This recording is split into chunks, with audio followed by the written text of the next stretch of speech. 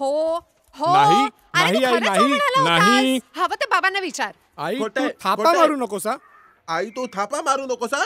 बघ अहो काय बोलताय तू थांब ग. सत्या तू मला सांग. तुम्ही आधी मला सांगा.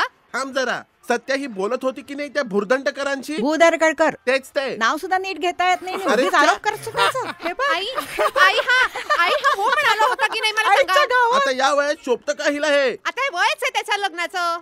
अगं तू थांब गे जरा.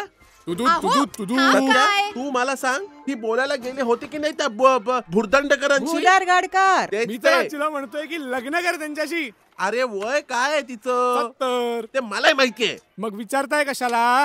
या वयात शोभत का हे?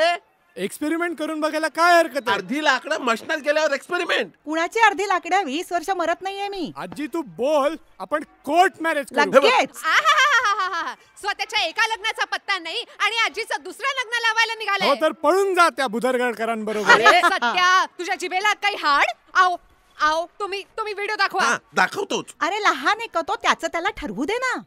अरे सत्या माझ्या सगळ्या मैत्रिणींच्या मुलांची लग्न झाली आहेत. आपल्या सुनांबद्दल काय काय सांगत असतात माहितीये तुला? हे असं सुनांचं जगण्यापेक्षा ना मेलेलं बरं. टीव्हीवर इतक्या चांगल्या चांगल्या सिरियल्स लागतात. मला ना त्या जान्हवी सारखी सून हवी होती, पण माझी एक सुद्धा इच्छा तू पूर्ण करणार नाहीयेस का?